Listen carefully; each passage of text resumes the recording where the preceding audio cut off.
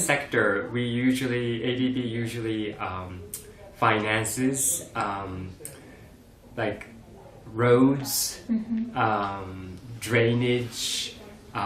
In very early projects, we also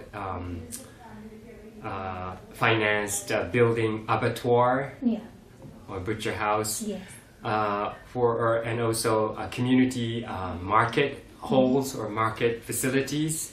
So these kind of infrastructure, municipal infrastructure that are necessary to be upgraded. But also we have another stream of projects, I think since 1990s, for the last almost 30 years, providing water supply to small towns. We've seen that today there have been almost like 29 or close to 30 towns that have been selected by ADB or the government in Nepal to improve the water supply services, mainly dealing with the Water Users and Sanitation Committee, WUSC, on an output basis, meaning that ADB will finance like 70% in the earlier project, and then the community has to chip in like 30% of the needed investment to have a small-scale water supply in that community or in the municipality. But then gradually, because we had different series of projects, the ratio is now 50-50, I think. Urban or water supply project that we do, we have to go through this climate change risk assessment process where if any of our construction of water treatment plant or waste treatment plant will be energy intensive, that they may be contributing to the emission of more greenhouse gas emissions, or if the area is prone for landslides or flooding, so in areas where there are sensitive ecological environment where the sort of melting water from the, I think we have to make it a success because Nepal is geographically the water source for many of the countries in this region, the downstream to India, Bangladesh. And so if we don't keep this environmental impact at the controllable level, it would have huge downstream effect. And so, for example, in wastewater treatment plant, we try to use some less energy intensive technologies like reed bed treatment plants or any. So if the demand for small towns are not so huge, we'll try to use some technical options that are not really needing lots of electricity generations, but use very conventional, simple schemes where the natural options can be used. Use the vegetation to filter the dirty water initially, and then have some sort of simple treatment by some simple sort of gravity-based siltations.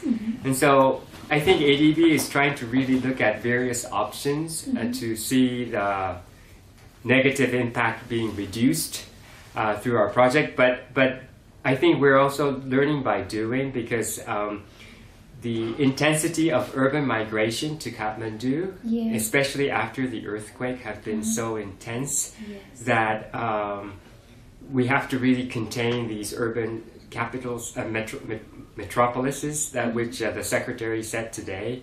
And so I think we have different streams of projects for urban sector where we really try to do the ring road projects so that there won't be any sort of in-through traffic going through the middle of the town, but they divert. Those kind of things ADB is also trying to do. Thank you. And sir, as being the expert in urban and water, what do you suggest for Nepal, like what the government or what the ADB should do for making a better future for Nepal, and including Kathmandu, this overcrowded city? How will you manage this urban city? I think in recent years, there had been quite good progress in analyzing the demand or the intensity of demand for traffic, for water consumption, or even for the dirty water treatment. And today the Secretary also said that the government, the Parliament is now debating the Water Act, which provides framework for a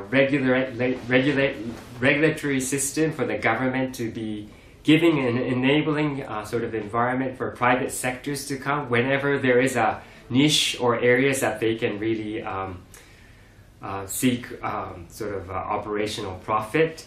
But also I think government has to always be in the play, because there will be some marginalized people or segments of the society who will be missed out if we just let the private sectors do everything. And so I think there have been many successes, some successes in ADB with this kind of traffic management or water supply or water resources management in countries like... What about the infrastructure? But I must say that Nepal has been one of the strong learners of some urban technical schemes like land pooling exercises. I think this concept to voluntarily donate part of your land for road or some electricity network or drainage or water supply.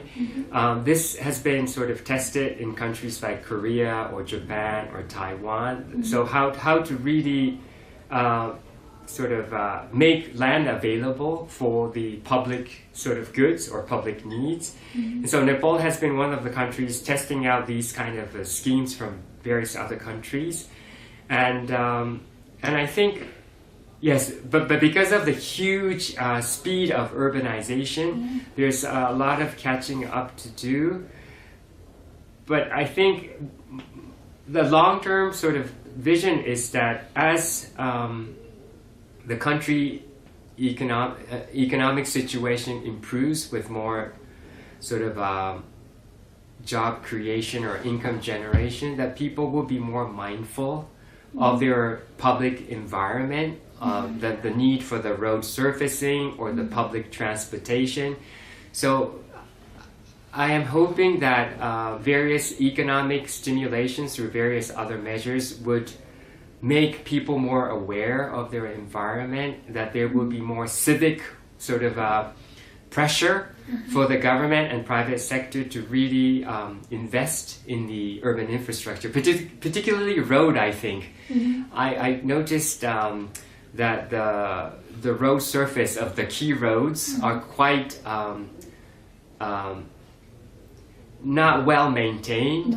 And so and I think these are the things that when people start to care about their livelihood, there would be much more pressure against the responsibilities of the government and the Kathmandu City Corporation to do to prioritize their investment in these sort of things. And so, and I think for that there needs to be more debate in the social sort of media and also in the sort of policy dialogues. And I see a lot of NGOs and the donors are willing to participate in these kind of dialogues and learn from other countries' experience.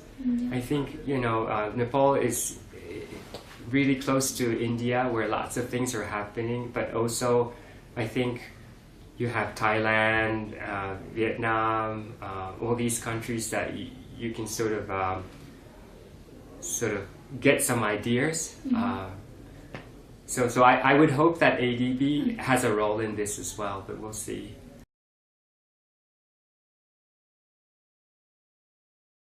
What did you find, like in Nepal, whether the project was gonna be successful or not? Well, our conclusion is that it was a successful project.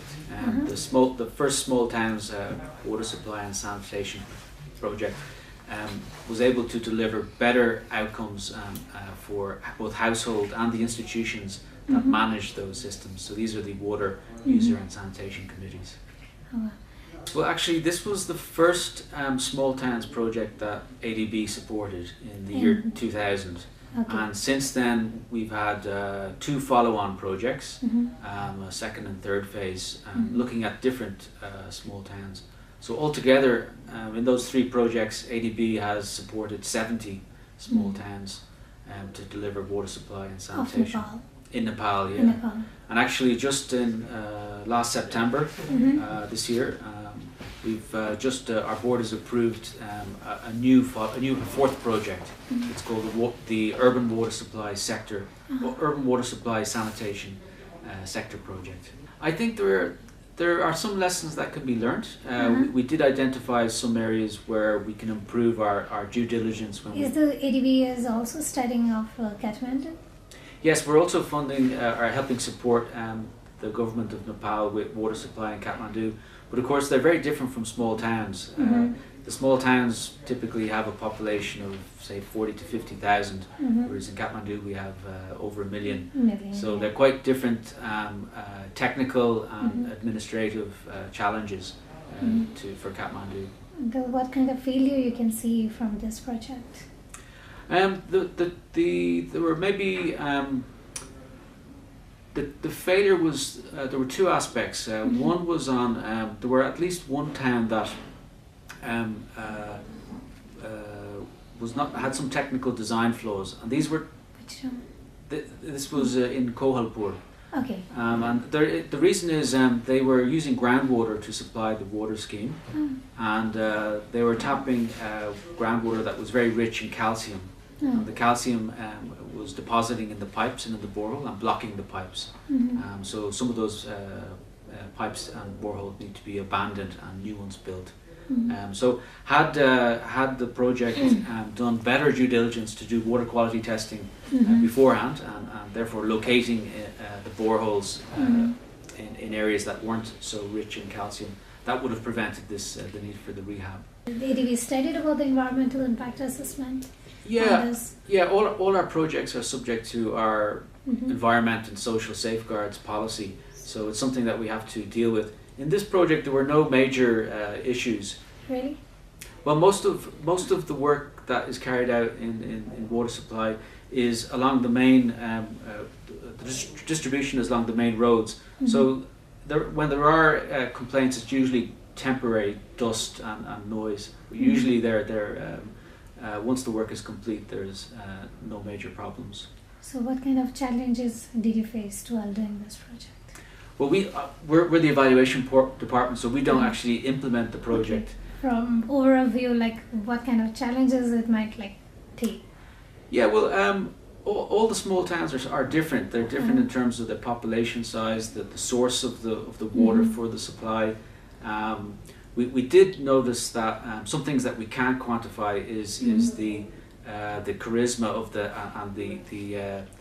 dynamism of the chairpersons of the water user and sanitation committee. Some of them were very dynamic and they really helped to drive the project.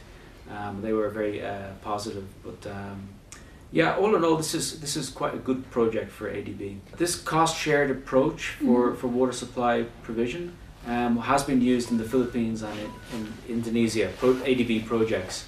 But this is the first time we've actually carried out an impact evaluation on this type of project. So in impact evaluation, we're going beyond just what the outputs of the project were or even the outcomes. We want to see to what extent did the project reach the beneficiaries. So that's why for this project, in 10 of the project towns, we did a detailed household questionnaire. So in total, we sampled 2,500 households across 10 towns. And what we did is we looked at 10 project towns and 10 comparison towns who did not receive the ADB support to see what was the relative difference in impact.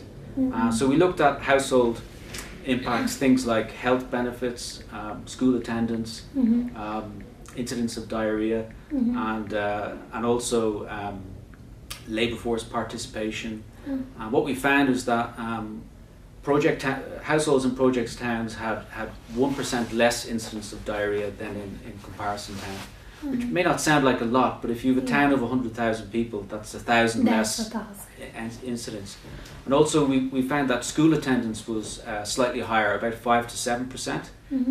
Was higher in project towns compared to attribution of the impact to the project is always difficult as we go along the results chain. But certainly our hypothesis is that delivering clean water and less incidents of illness obviously improves school attendance.